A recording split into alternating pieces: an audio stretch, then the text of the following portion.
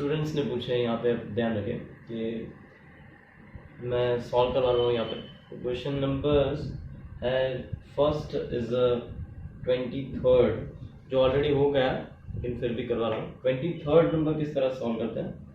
In which of the following compounds are hydrogen bonds between molecules the strongest?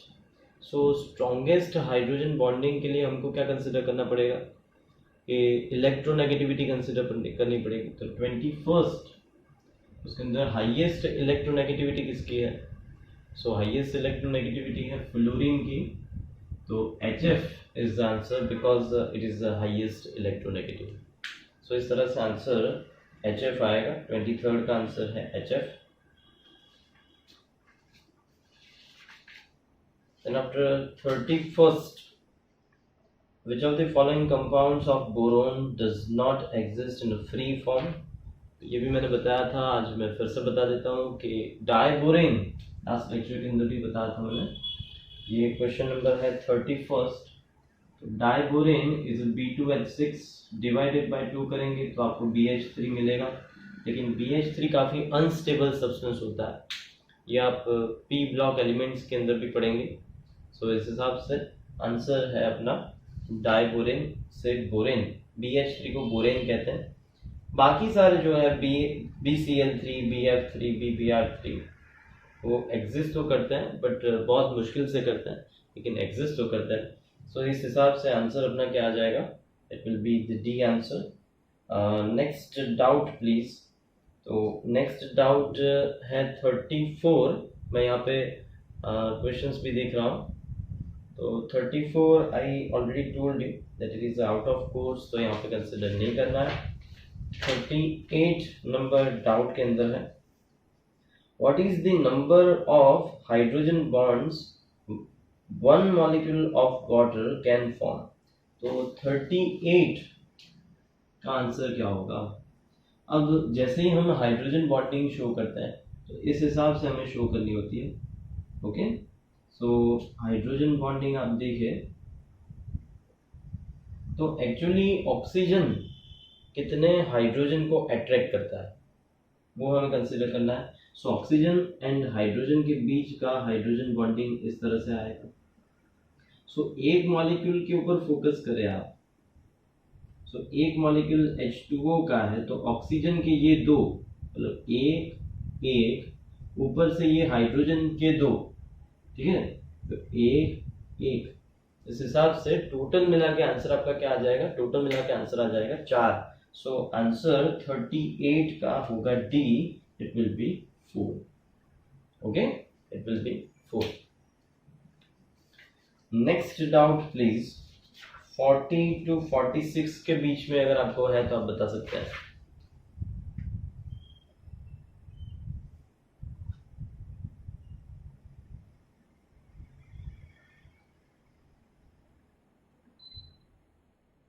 Forty-six number is in doubt. Octet of electrons represents a particularly stable electronic arrangement. Atoms achieve this stable octet when they are linked by chemical bonds. This rule is associated with one of the theory. तो ये जो theory है वो ना तो यहाँ पे electron electron repulsion की थियरी है और ना ही ये इंडिकेट करती है कि कोई एमओ थियरी का यहाँ पे कुछ अप्रोच है। ठीक है, वैलेंस बॉन्ड थियरी तो हाइब्रिडाइजेशन समझाने के लिए है, तो बाकी बचा जो रूल है वो है लुईस अप्रोच और वो टेक्स्ट बुक से डायरेक्ट है। तो इस हिसाब से आंसर जो अपना होता है 46 का, दैट इज बी आंसर।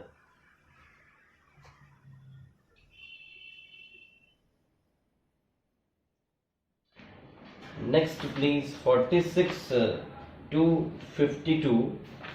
यहाँ पे एक डाउट मुझे पूछा है 47 वाला। तो arrange the following, yes 47, I am just explaining. Arrange the following molecules in decreasing bond length. अब बॉन्ड लेंथ के ऑर्डर से अरेंज करना है इनको, तो हम क्या करते हैं यहाँ पे, तो इन सबके बॉन्ड ऑर्डर्स निकाल देते हैं। ठीक है, जैसे ही हम बॉन्ड ऑर्डर निकालेंगे फिर इनका मैं एक रिलेशनशिप देता हूँ। तो इस केस के अंदर ऑक्सीजन 2 माइनस, इसका हमें बॉन्ड ऑर्डर निकालना है। अब बॉन्ड ऑर्डर निकालने के लिए हमें एमओ डायग्राम की जरूरत होगी, तो पूरा एमओ डायग्राम ड्रॉ करने की जरूरत नहीं है, सीधा आप एमओ डायग्राम इस तरह से ड्रॉ करें तो चलेगा, हम समझ जाएंगे कि इसके अंदर ये है। ठीक है, तो ऑक्सीजन 2 माइनस के लिए मैं बता रहा हूँ टोटल इलेक्ट्रॉन्स कितने होंगे। तो टोटल इलेक्ट्रॉन्स यहाँ पे हमको कंप्लीट करने हैं, ऑक्सीजन के 8, तो ऑक्सीजन के 8 and 8 to 16 and 18। So star वाले मैं यहाँ पे मार्क कर देता हूँ, ये सभी स्टार वाले होंगे ताकि बॉन्ड ऑर्डर निकालने में आसानी रहे। हम एक के बाद एक बॉन्ड ऑर्डर निकालते हैं। O2 2 माइनस का कितना बॉन्ड ऑर्डर है, फिर क्या पूछा है O2 माइनस का, फिर एक निकाल देंगे ना तो बाकी सारे आसानी से निकल जाएंगे, O2 का एंड O2 प्लस का। ओके, तो हम क्या करते हैं, हम स्टार्टिंग करते हैं O2 से, because O2 is a initiate. So initiate करते हैं ऑक्सीजन को। सो O2 2 माइनस में बाद में लेता हूँ, ऑक्सीजन 2 माइनस। हमें यहाँ पे क्या करना है, स्टार वाले इलेक्ट्रॉन्स माइनस बिना स्टार वाले। ओके, सो बिना स्टार वाले माइनस स्टार वाले, that will give you the bond order. अब एक्चुअली O2 के लिए हम निकाल रहे हैं, तो इसके टोटल इलेक्ट्रॉन्स ऑक्सीजन है इसलिए 8 एंड 8 टू 16। सो 16 इलेक्ट्रॉन्स हमें कंप्लीट करना है। 1 2 3 4 5 6 7 8 9 10 11 12 13 14 15 एंड 16, सही है ना। टोटल मिला के 16 इलेक्ट्रॉन्स मैंने यहाँ पे डाले। अब देखना, अब क्या करना है, तो बिना स्टार वाले कितने हैं, Nb माइनस Na। Nb हम काउंट करते हैं 1 2 3 4 5 6 7 8 9 10, तो 10 माइनस 1 2 3 4 5 6, तो 6, सो आंसर अपना कितना आएगा, it will B 4/2, so answer हो जाएगा इट विल बी 2। अब O2 प्लस के लिए जाते हैं। जैसे ही अपने O2 प्लस करते हैं, यहां से एक इलेक्ट्रॉन निकल जाएगा। जैसे ही हमने इलेक्ट्रॉन निकाला, इट विल बी 10 माइनस 5 हो जाएगा, समझे। अगर O2 प्लस के लिए जा रहे हैं तो एक इलेक्ट्रॉन हमें यहाँ पे माइनस करना है। सो एक इलेक्ट्रॉन हमने यहाँ पे माइनस कर दिया। अब 10 माइनस 5 अपॉन 2, सो आंसर कितना आएगा, सो आंसर अपना आएगा, it will B 5/2, it means 2.5। Okay, अब O2 माइनस के लिए जाते हैं। O2 माइनस के टोटल इलेक्ट्रॉन्स कितने, तो ऑक्सीजन के टोटल इलेक्ट्रॉन्स है 16 और एक 17, तो 17 इलेक्ट्रॉन्स हमें कंप्लीट करना है। 1 2 3 4 5 6 7 8 9 10 11 12 13 14 15 16 एंड 17, तो 17 इलेक्ट्रॉन के लिए हम क्या करेंगे, 10 माइनस, अब स्टार वाले एक ज्यादा हो गया, तो 6 प्लस 1 इट विल बी 7, 7/2। अब यहाँ पे आंसर कितना आने वाला है, तो it will B 3/2, 3/2 it means that 1.5, सही है ना, 1.5। ओके, नाउ O2 माइनस के लिए, तो O2 माइनस के लिए और एक इलेक्ट्रॉन ऐड करेंगे। जैसे ही एक इलेक्ट्रॉन ऐड करेंगे, इट विल बी 10 माइनस 8/2। ये सारे आपने किए हुए हैं ऑलरेडी, ठीक है, लेकिन पूरा एमओ डायग्राम ड्रॉ नहीं करना है, ये पूरा रफ में कर देना चलेगा, because it is MCQ. So it will B 2/2, answer is 1। अब आपको यहाँ पे पूछा क्या है, आपको पूछा है arrange the following according to the decreasing bond length order. अब ये जो बॉन्ड लेंथ होती है ना, bond length that is inversely proportional to bond order. तो जिसका बॉन्ड ऑर्डर सबसे ज्यादा, it will be the lowest one.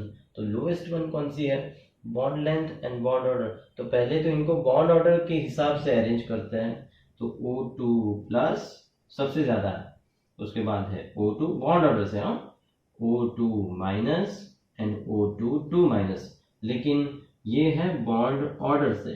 अब बॉन्ड लेंथ से अगर अरेंज करते हैं तो इससे उल्टा ऑर्डर जाना है। तो O2 2 माइनस, उसके बाद O2 माइनस, उसके बाद है O2, उसके बाद है O2 प्लस। तो आंसर अपना बनता है बॉम्बे। तो ये अपना क्वेश्चन है 47 और 47 का आंसर है बॉम्बे। क्लियर, आगे बढ़ो। 52 तक किसी को कुछ डाउट है तो मैसेज में डालो।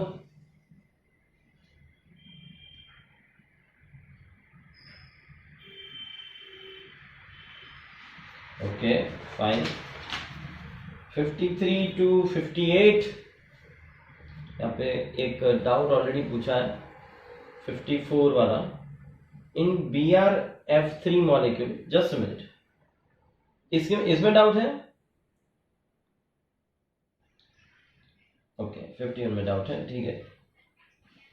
ओके सॉल्व करते हैं। 54 पहले करवा देता हूं, उसके बाद 51 करते हैं।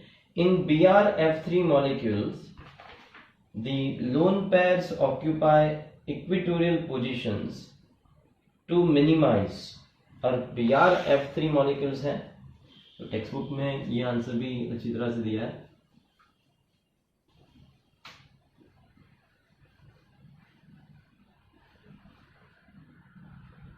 ओके 54 के अंदर BrF3, तो BrF3 के अंदर पहले तो Br की लोन पेयर इलेक्ट्रॉन्स काउंट करते हैं।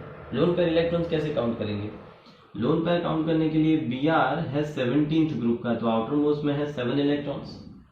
फ्लोरीन एक एक इलेक्ट्रॉन शेयर करेंगे तो -3 इलेक्ट्रॉन्स, ठीक है। ये बॉन्डिंग इलेक्ट्रॉन्स माइनस किए, तो बाकी बचे कितने? बाकी बचे 4 इलेक्ट्रॉन्स, और ये जो 4 इलेक्ट्रॉन्स है डिवाइडेड बाय 2 करेंगे तो लोन पेयर आ जाएगी।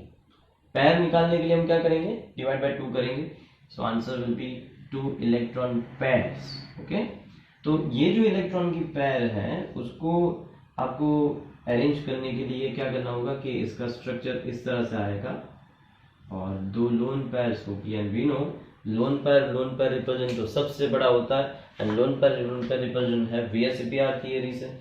सो यहाँ पे बात है कि lone pair occupy equatorial positions to minimize, obviously lone pair repulsion को बचाने के लिए अरेंज करती है, और क्या। सो lone pair repulsion को बचाने के लिए आंसर आ जाएगा बॉम्बे। 51 के ऊपर जाते हैं।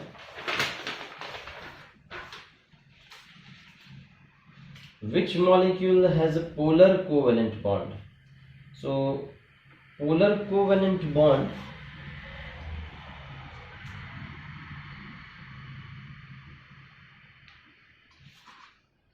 (51) में है।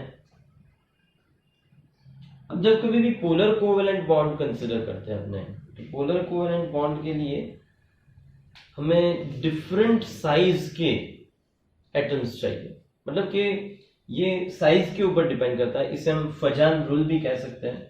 तो अकॉर्डिंग टू दिस रूल, अगर मैं कंसिडर करता हूं कि Na एंड F, तो अकॉर्डिंग टू दिस रूल अगर एटॉमिक साइज के बीच में ज्यादा डिफरेंस है, एटॉमिक साइज के बीच में ज्यादा डिफरेंस है, तो वो बॉन्ड सबसे ज्यादा पोलर है, सबसे ज्यादा पोलर।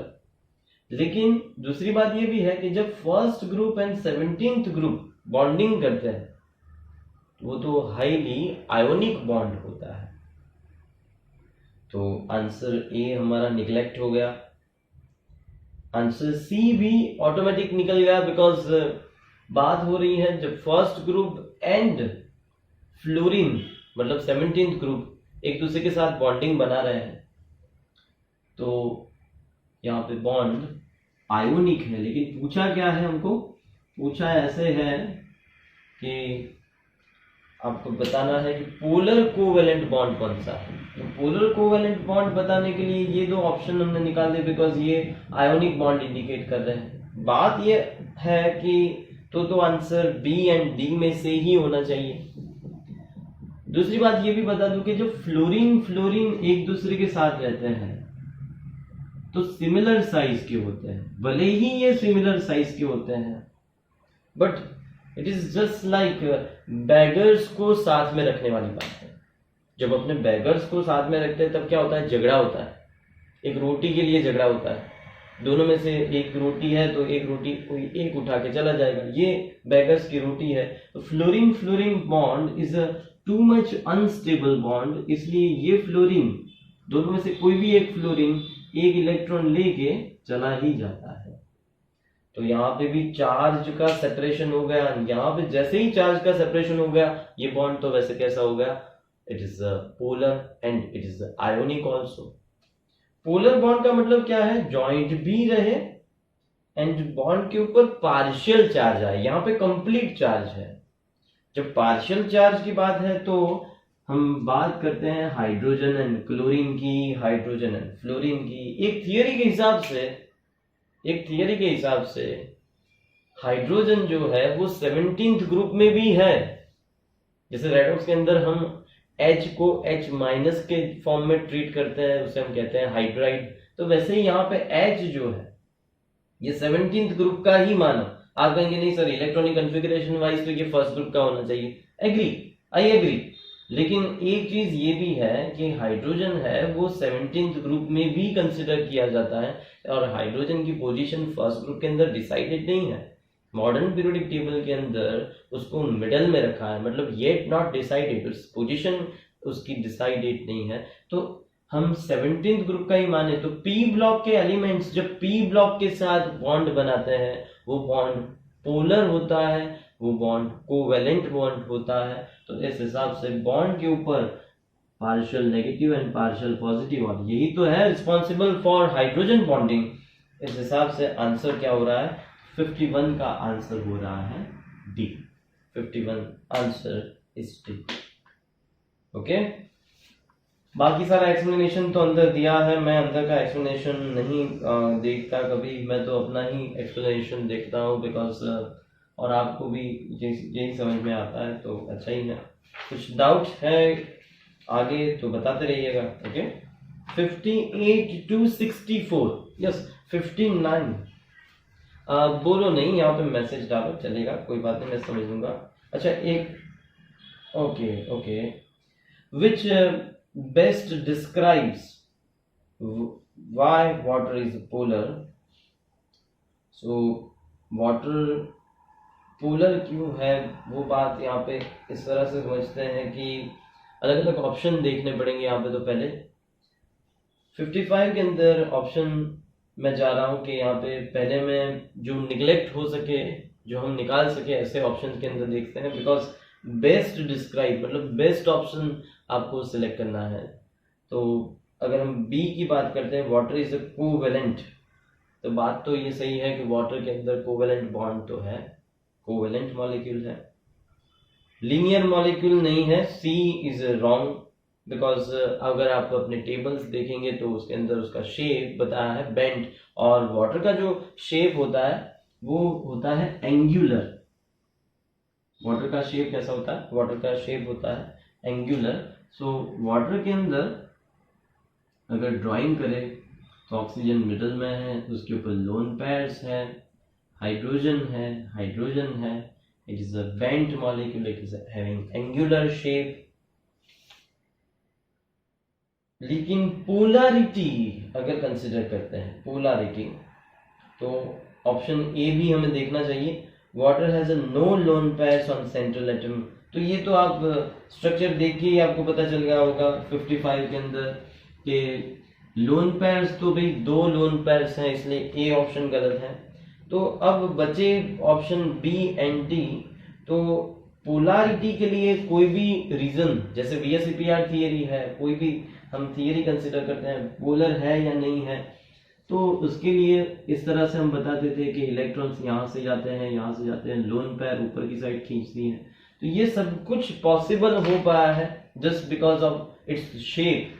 ठीक है, अगर मैं शेप आपको इस तरह से बता दूं कि ऑक्सीजन ऐसे, लोन पेयर ऐसे, तो आप कहेंगे सर ये यहाँ से डोनेट करेंगे, ये यहाँ से डोनेट करेंगे, ये ऊपर की साइड खींचेगा, ये यहाँ पे खींचेगा, तो ये तो बॉन्ड कैसा हो गया, तो नॉन पोलर हो गया। लेकिन नहीं, बॉन्ड कैसा है, यहाँ पे कोवेलेंट भले ही है बॉन्ड, लेकिन शेप अगर देखें तो शेप ऊपर की साइड इलेक्ट्रॉन्स ले जाते हैं।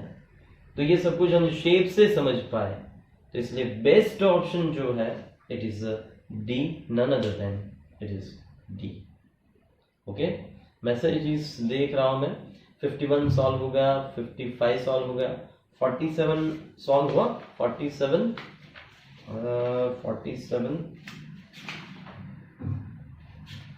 हाँ 47 इज डन। ओके, 55 हमने सॉल्व किया, वाटर इज बेंट शेप। 59 हम जा रहे हैं, 57 भी एक यहाँ पे डाउट है। 57. The electronic configurations of three elements A, B and C are given below. Answer the following questions on the basis. तो किसकी है इलेक्ट्रॉनिक कन्फिगरेशन वो पहले पता करना पड़ेगा, उसके बाद हम देख सकेंगे. ए ऑप्शन है 1s2 2s2 2p6. B option के अंदर है 1s2 2s2 2p6 3s2 3p3. पता लगा सकते हैं कि कौन से एलिमेंट्स होंगे, कौन से ब्लॉक के एलिमेंट्स होंगे. तो ब्लॉक यहाँ पे इंडिकेशन है कि सारे इलेक्ट्रॉन्स लास्ट में p ऑर्बिटल्स में जा रहे हैं, and if they are occupying the last orbital is p then they should be covalent. अभी मैंने एक्सप्लेनेशन के अंदर डाला कि if the elements are forming the bond and elements are from p block then they will form covalent. p block के साथ अगर bonds बन रहे हैं then it is a covalent bond. अगर s block के p block के साथ बन रहे हैं then it is a ionic bond. d block के p block के साथ बन रहे हैं तो वो कोवेलेंट भी हो सकते हैं, वो आयोनिक भी बॉन्ड हो सकते हैं. ठीक है, तो p block के p block के साथ ही बनाना है, इसलिए आंसर हम कोवेलेंट ही कंसिडर करेंगे. सो आंसर इज कोवेलेंट. 57 के बाद जो नेक्स्ट आ रहा है दैट इज 59. बहुत ही इंपॉर्टेंट है 59, लेकिन इजी भी है. From the following which is a homonuclear. तो ये चैप्टर 1 की बात आ रही है. अगर आपने वीडियोस अच्छी तरह से देखे हैं, मैंने चैप्टर 1 के अंदर भी बताया है कि होमोन्यूक्लियर कौन से होते हैं. तो होमोन्यूक्लियर होते हैं कि जो बॉन्ड्स हैं अपने आप ही बॉन्ड बना रहे हैं. ठीक है, तो अपने आप बॉन्ड बना रहे हैं. वैसे यहाँ पे कौन कौन से बताए हुए हैं, तो N2 तो नाइट्रोजन के साथ बॉन्ड बना रहा है, ऑक्सीजन के साथ बॉन्ड बना रहा है, Cl के साथ बॉन्ड बना रहा है. Then it is a homonuclear. Okay, so homonuclear का मतलब है सेम न्यूक्लियस वाले. अगर हम बात करते हैं NH3 की तो उसे हम क्या कहेंगे, हेट्रोन्यूक्लियर कहेंगे. Cl2 होमोन्यूक्लियर है, P4 होमोन्यूक्लियर है, ऐसे. ओके, सो अल्टीमेटली आंसर है दिल्ली सारे के सारे. 60 is not in a doubt, 61 doubt है. 61 based on the following information: CF4 molecular weight, normal boiling point; CCl4 molecular weight, normal boiling point. The intermolecular forces of attraction in above substances described by which of the following. तो बहुत ही easy है ये, मैंने आगे भी आपको समझाया है कि अगर बॉन्ड्स जो है वो आपको ऐसे लगे कि ये मॉलिक्यूल नॉन पोलर है, और CCl4 and CF4 is non polar ultimately, because उनके अगर हम शेप कंसिडर करते हैं तो शेप है टेट्राहेड्रल, एंड टेट्राहेड्रल है तो मिथेन के जैसे ही है. एंड नॉन पोलर मॉलिक्यूल्स के अंदर और कोई फोर्स ऑफ अट्रैक्शन नहीं, सिर्फ और सिर्फ dispersion force of attraction. And because of dispersion force of attraction answer क्या रहेगा, आंसर अपना रहेगा दैट इज ए, डिस्पर्जन और London force. 62 is also in the doubt. 62, for the formation of covalent bond, the difference in the value of electronegativities should be. तो electronegativities यहाँ पे सिर्फ आपको रेक्टिफाई करना है, ये 1.7 आंसर आपको सिर्फ याद रखना है और कुछ नहीं. तो 1.7 से लेस होना चाहिए ताकि वो बॉन्ड ज़्यादा पोलर ना रहे, एंड इक्वल टू भी होगा तो भी चलेगा. तो अल्टीमेटली आपको ये सिर्फ याद रखना है, ये नॉलेज बेस्ड क्वेश्चन है. 63 is also in the doubt. Water is the boiling point of the water is a hilly region. तो मैं ये आपको स्टेट्स ऑफ मैटर के अंदर नेक्स्ट चैप्टर के अंदर सिखाने वाला हूँ. स्टेट्स ऑफ मैटर के अंदर हम डिटेल में कंसिडर करेंगे कि हिली रीजन्स के अंदर कितना होता है, कैसे होता है, तो बाद में हम कंसिडर करते हैं. 63 नेक्स्ट है 65, 62 हो गया. 65 The vapor pressure of the liquid increases exponentially with increase because okay यहाँ पे ये भी बात जो है वो स्टेट्स ऑफ मैटर की है, तो कुछ क्वेश्चंस यहाँ पे सिंपली ऐड हो गए हैं, तो 65 अभी नहीं, मैं स्टेट्स ऑफ मैटर के अंदर ये बात भी आपको समझा दूंगा, तो स्टेट्स ऑफ मैटर के अंदर ही समझेंगे। 65 भी मुझे याद दिलाना, लेकिन 70 what is the effect of an increase of altitude on the boiling point, again and again same questions आ रहे हैं सारे। 70 भी हमको कैंसिल करना है, ये थोड़े स्टेट्स ऑफ मैटर के क्वेश्चन यहाँ पे घुस गए हैं, तो just neglected please.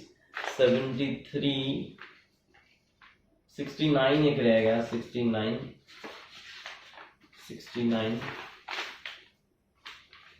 Statement is correct. तो ये इसी चैप्टर का है, 69 के ऊपर फोकस करता है। विच of the following statements incorrect, मतलब कि जो सही नहीं है उसके ऊपर हमें जाना है, बाकी सारे जस्ट वेट करें। 69 के बाद आप क्वेश्चन नंबर डाल दें, मैं मैसेज देख लूंगा।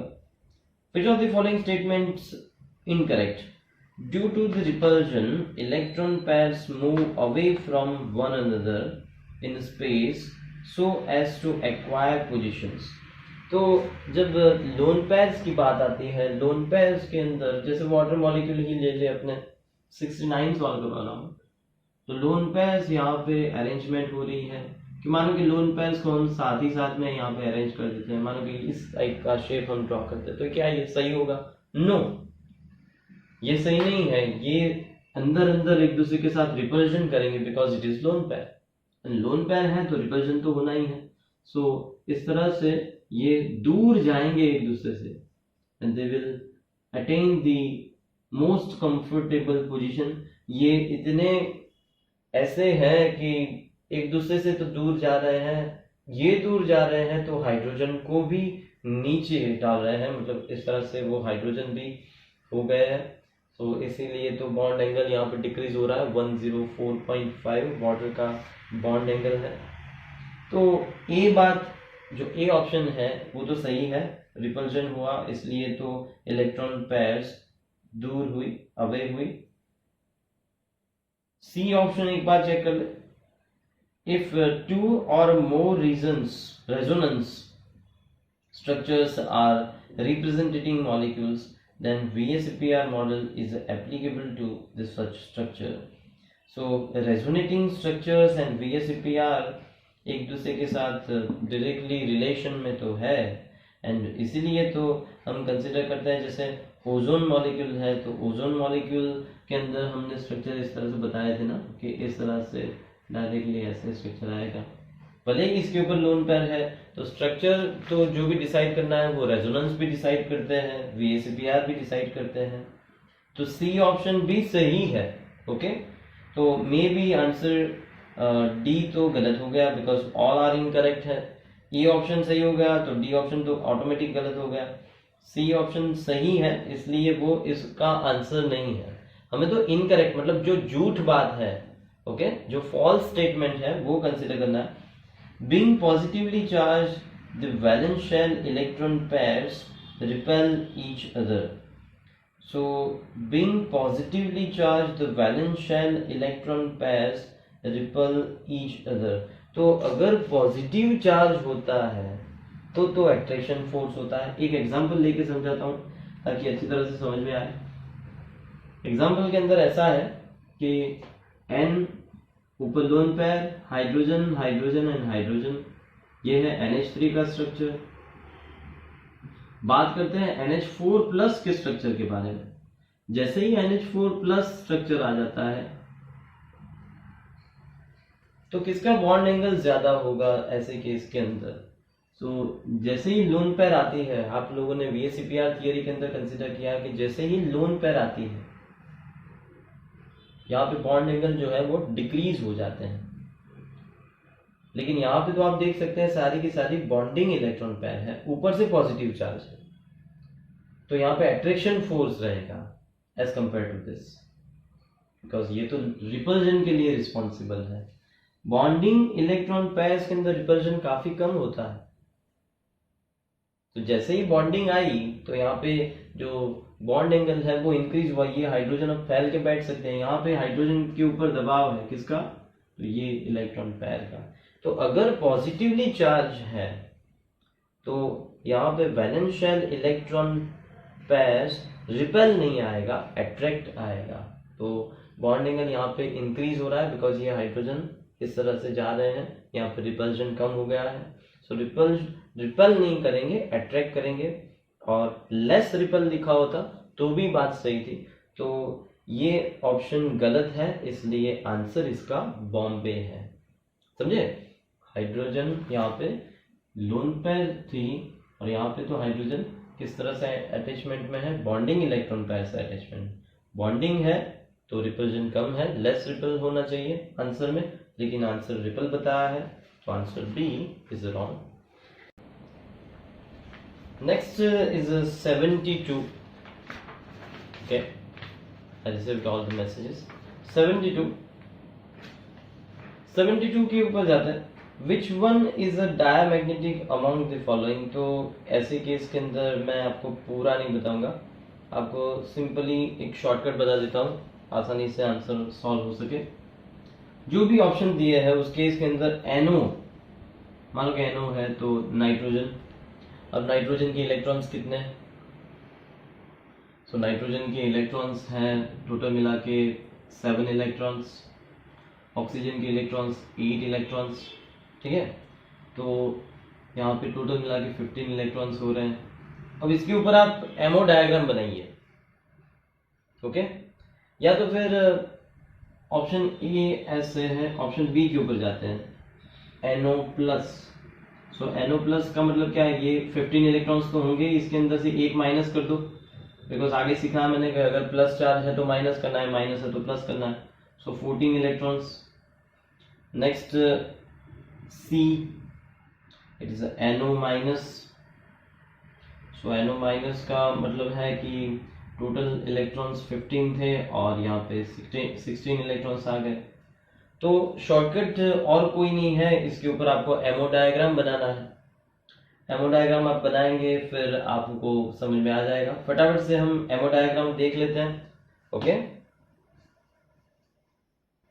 तो एमओ डायग्राम के लिए 1 2 3 4, ये मोर देन 14 इलेक्ट्रॉन्स है इसलिए आएगा therefore, because.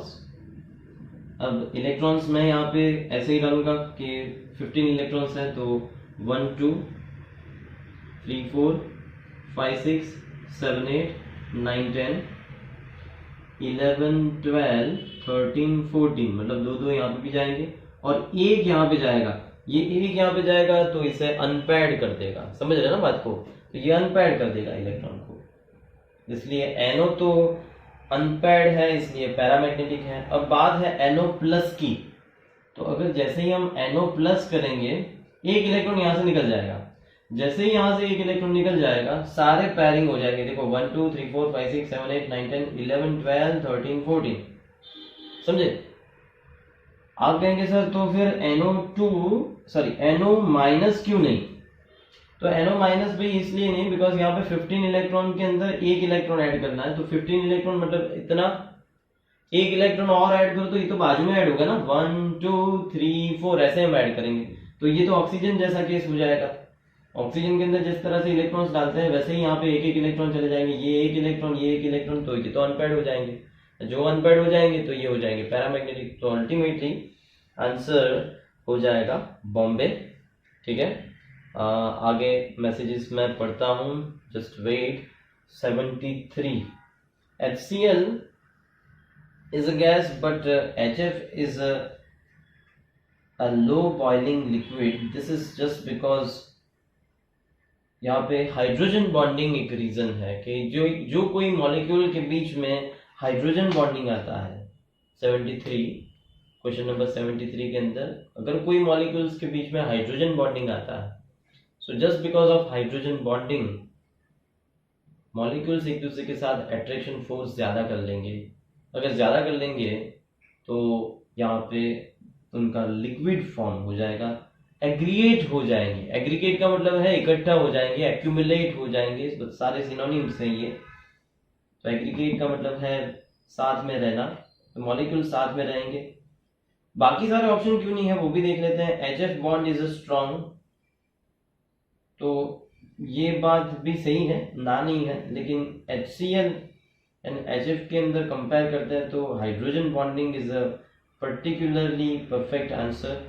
HF bond weak तो है नहीं, वीक एसिड से इसका कोई मतलब भी नहीं है, तो आंसर इस तरह से आ रहा है, this C. Next is 74, which of the following best explains, again best जो स्टेटमेंट है वो आपको सिलेक्ट करना रहेगा। Best explains why the normal melting point of ICl। ICl का मतलब है आयोडीन एंड क्लोरीन के मॉलिक्यूल, यहाँ पे आयोडो क्लोराइड कहेंगे, is so much higher than that of Br2। The molecules of both substances have the same number of electrons। तो ये बात इस तरह से है कि जब कभी भी हम सेम मॉलिक्यूल्स लेते हैं, 74 एक्सप्लेनेशन दे रहे हैं, whenever we consider the same molecules it is comparatively non-polar, because आप इलेक्ट्रॉन का अट्रैक्शन देखिए, ये यहाँ पे अट्रैक्ट कर रहा है, ये यहाँ पे अट्रैक्ट कर रहा है, तो ये मॉलिक्यूल नॉन पोलर हो गया। वैसे ही अपने Br कंसिडर करते हैं तो इस तरह से हो गया।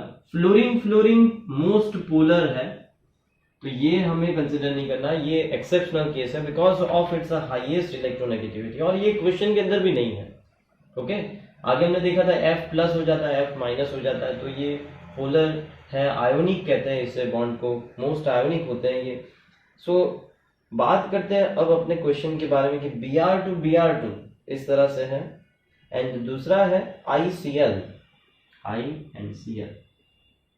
अब आप एटॉमिक साइज देखिए, इन सबको जाने दीजिए, Br की एटॉमिक साइज देखिए, तो एटॉमिक साइज अकॉर्डिंग यहाँ पे तो सेम ही साइज होगी, बिकॉज दोनों के दोनों Br है, तो बॉन्ड जो है वो कंप्लीटली कोवैलेंट बॉन्ड होगा, एंड यहाँ पे पोलैरिटी नहीं होगी।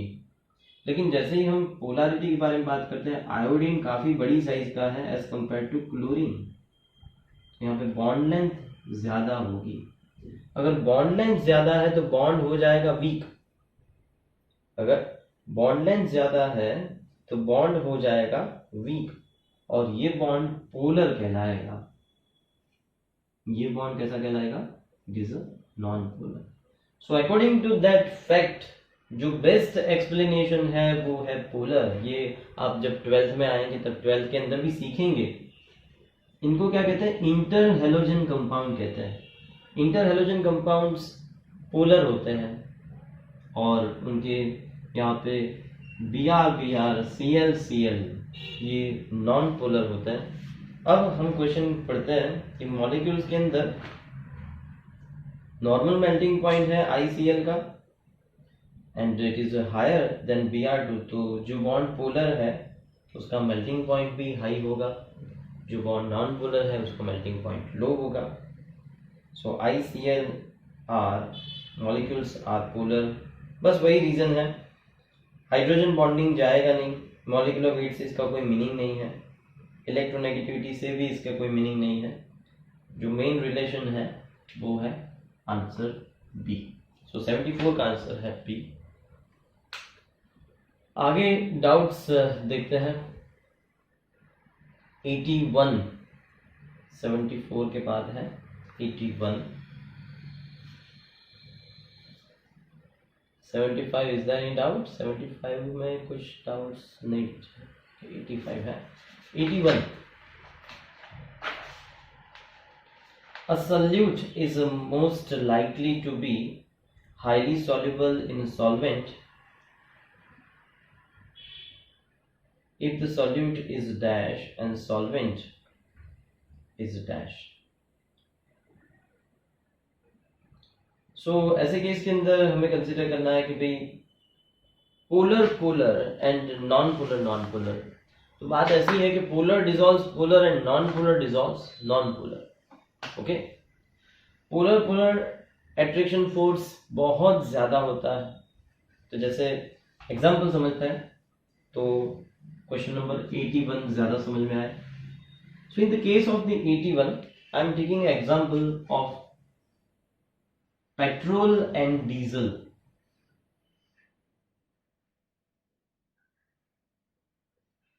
तो ऐसा होता है कि पेट्रोल के जो मॉलिक्यूल्स होते हैं वो होते हैं non polar molecules, because petrol is a hydrocarbon. Diesel के मॉलिक्यूल्स भी नॉन पोलर होता है। अब इनके बीच में कौन सा फोर्स ऑफ एट्रैक्शन लगेगा? तो इनके बीच में लगेगा लंडन फोर्स, और कोई फोर्स ऑफ एट्रैक्शन नहीं लगेगा अगर हम मिक्स कर रहे हैं। लेकिन जैसे ही अपने आयोनिक बॉन्ड लेते हैं, आयोनिक बॉन्ड का मतलब क्या है? Na+Cl-, वाटर लेते हैं H2O।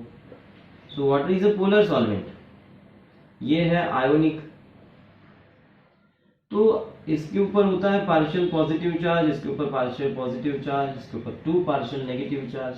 तो ये जो Na+ है वो हाईली अट्रैक्ट हो जाते हैं ऑक्सीजन से, एंड जो Cl- है वो हाईली अट्रैक्ट हो जाते हैं। तो यहाँ पे लंडन फोर्स तो है, ऊपर से यहाँ पे पोलर कोवेलेंट बॉन्ड है। पोलर कोवेलेंट बॉन्ड का मतलब क्या है? ये पोलर एंड ये दो बॉन्ड कोवेलेंट बॉन्ड। ऊपर से यहाँ पे डाइपोल डाइपोल अट्रैक्शन फोर्स भी है। तो बहुत सारे अट्रैक्शन फोर्स जब लगता है तो जल्दी डिसोल्यूशन हो जाता है, हाईली सॉल्युबल कहते हैं कंपाउंड को, हाईली सॉल्युबल। तो ये आयोनिक ही होना चाहिए या फिर कोई पोलर होना चाहिए। जैसे HCl को हम पानी में डिसॉल्व कर सकते हैं, तो HCl के ऊपर भी पार्शियल पॉजिटिव चार्ज है, इसके ऊपर भी पार्शियल नेगेटिव चार्ज है, तो ये भी डिसॉल्व हो जाएगा। अल्टीमेटली पॉजिटिव नेगेटिव को अट्रैक्ट करने चाहिए, नेगेटिव पॉजिटिव को अट्रैक्ट करने चाहिए। तो हम एक के बाद एक ऑप्शन देखते हैं। ए, आयोनिक और पोलर डिसॉल्व करते हैं नॉन पोलर। तो ये बात तो फिक्स है, polar dissolves polar, non polar dissolves non polar. तो इस हिसाब से तो आंसर ए तो नहीं है, डी भी चला गया, because non polar dissolves non polar. तो नॉन पोलर एंड आयोनिक अगर मिक्स करते हैं, आयोनिक को कहते हैं पोलर, जहां पे चार्ज देखें वो पोलर है। सी ऑप्शन हो सकता है, नहीं हो सकता। नॉन पोलर पोलर डिसॉल्व नहीं हो सकता, बस ना ए हो सकता है, न सी हो सकता है, न डी हो सकता है। तो बाकी बचा बी, आयोनिक और पोलर। तो वही समझा ना, ionic and polar dissolves polar. तो पोलर सॉल्वेंट के अंदर वो जल्दी डिसॉल्व हो जाएंगे। आगे बढ़ते हैं क्वेश्चन के अंदर। 85, next is 85। Life span of the hydrogen bond between 2 water molecules. बस आपको ये नॉलेज बेस्ड क्वेश्चन है, बस आपको याद रखना है। तो 85 इज डी आंसर, आप सिर्फ याद रख लीजिए और कुछ नहीं। 85 के बाद है 88। भाई आपका कहीं पे डाउट रह गया है तो आप मैसेज के अंदर कर सकते हैं। 88, predict the real bond angles in SeCl2 by using VSEPR theory. देखते चलिए कि यहाँ पे कौन से आ सकते हैं। SeCl2,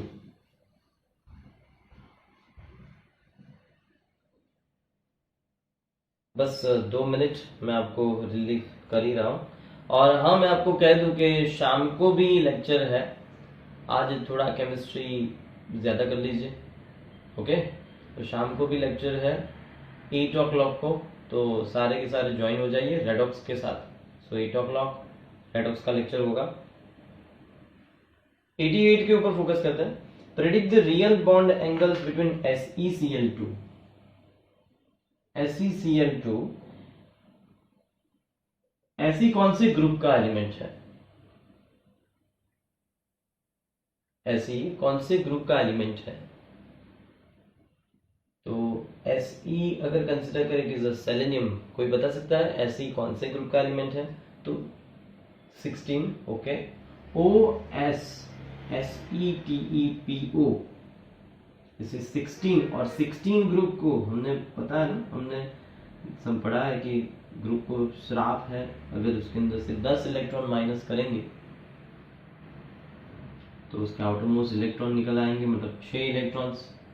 अब 6 इलेक्ट्रॉन्स हैं तो ऐसे बीच में डालेंगे, एक Cl यहाँ पे होगा, तो बाकी कितने बचे? 2 इलेक्ट्रॉन्स क्लोरीन के साथ गए, 6 इलेक्ट्रॉन्स में से 2 इलेक्ट्रॉन्स क्लोरीन के साथ गए, बाकी बचे 4 इलेक्ट्रॉन। डिवाइडेड बाय 2 करेंगे तो लोन पेयर्स मिलेगी, 2 लोन पेयर इलेक्ट्रॉन्स कहेंगे इसे, 2 लोन पेयर्स होगी।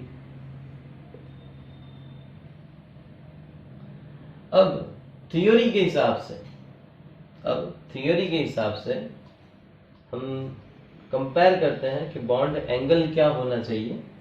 तो it is the A molecule, बीच वाला ए, यहाँ पे है बी, यहाँ पे है बी, ऊपर है ई, यहाँ पे भी है E, then it is AB2, E2 type molecule. कितनी लाइंस बनी? 1 2 3 4 लाइंस बनी, तो 4 लाइंस है यहाँ पे। तो हाइब्रिडाइजेशन कौन सा? तो 4 लाइंस है, हाइब्रिडाइजेशन होना चाहिए sp3, बराबर ना, क्योंकि 3+1 sp3 का बॉन्ड एंगल है 109 डिग्री 28 मिनट, मतलब अल्टीमेटली 109.5।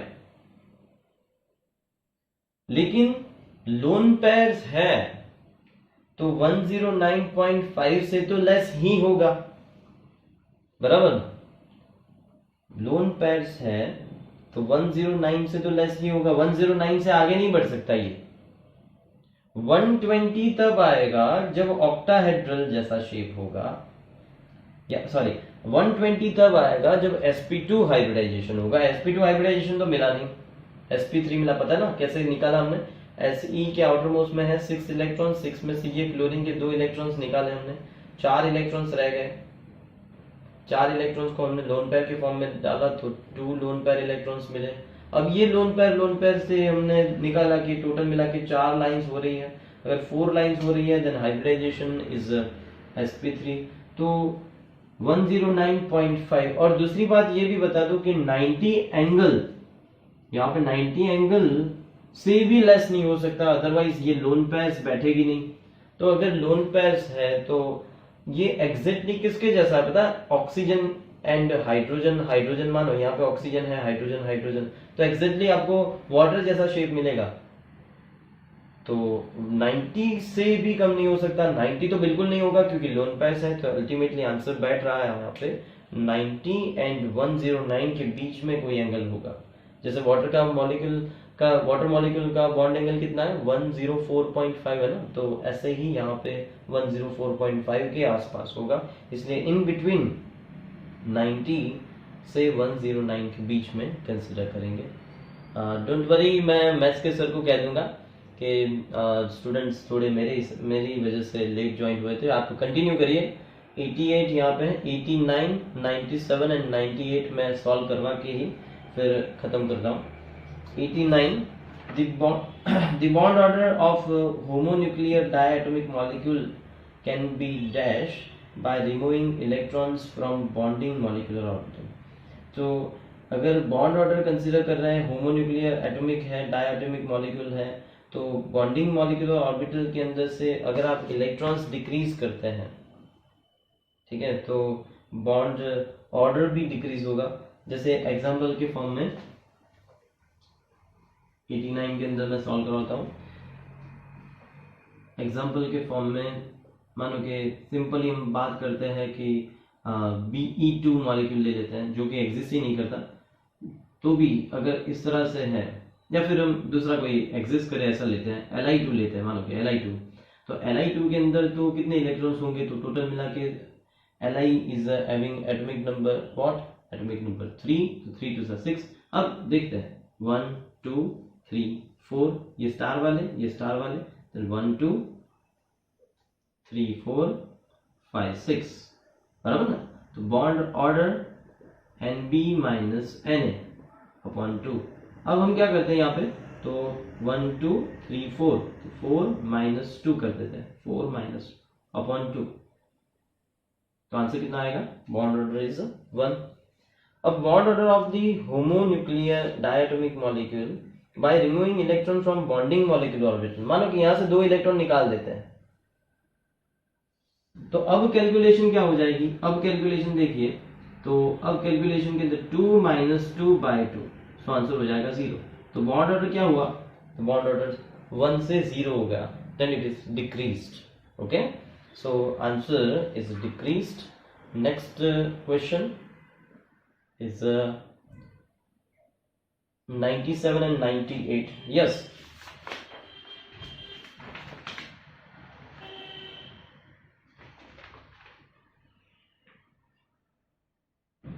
तो इंक्रीज होगा.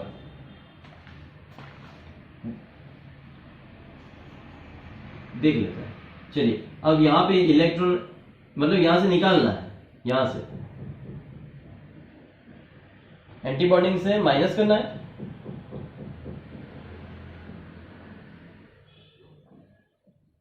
चलिए, तो एंटी बॉन्डिंग का एक इलेक्ट्रॉन हम निकाल देते हैं. एक चीज समझते हैं कि भाई पहले बॉन्ड ऑर्डर था 1, ठीक है, पहले जो बॉन्ड ऑर्डर था 1, अब हम एंटी बॉन्डिंग से एक इलेक्ट्रॉन यहां से निकालते हैं.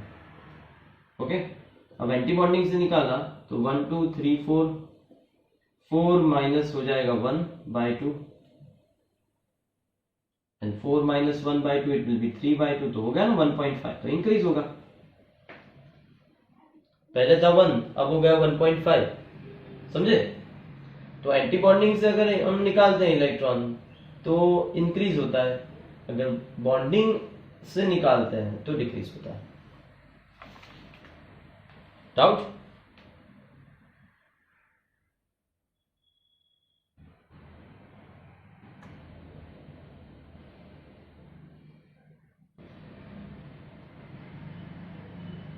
(97) Ionic crystalline compounds formed by ion formation by electron transfer proves electronic theory. ये सिर्फ आपको एक्सप्लेन कर देना है, मतलब एक्सेप्ट करना है कि 97 का आंसर इज ए और कोई आंसर नहीं है. And 98 elements in which apart from 3s and 3p orbitals, 3d orbitals also available for bonding a number of the compound. तो जब 3d ऑर्बिटल या फिर d ऑर्बिटल कैसे भी अवेलेबल हो रही है 98 के अंदर, तो ऐसा कौन सा एलिमेंट है कंपाउंड के अंदर? तो ऐसे आंसर लाने के लिए आप क्या करें कि सारे जो मॉलिक्यूल है उसके अंदर 3d ऑर्बिटल अवेलेबल करवाने के लिए जो मोर देन ऑक्टेट वाले हैं, मोर देन ऑक्टेट, ठीक है, वही हमारा आंसर हो जाएगा यहाँ पे. तो मोर देन ऑक्टेट जो कंप्लीट कर रहे हैं वो आंसर और कोई नहीं, आंसर बी है. सो इस हिसाब से आंसर बी आपको एक्सेप्ट कर लेना है. डी ऑर्बिटल तब अवेलेबल होगी कि जब मोर देन ऑक्टेट कंप्लीट होगा. तो 98 का आंसर बी होगा, बिकॉज H2SO4 के स्ट्रक्चर के अंदर हमने देखा है, ये है H2SO4 का स्ट्रक्चर. उसके अंदर सेंट्रल एटम के अंदर 1 2 3 4 5 6 इस तरह से H2SO4 के अंदर इलेक्ट्रॉन्स कंप्लीट हो रहे हैं. ऑक्टेट रूल का वायोलेशन है और कुछ नहीं.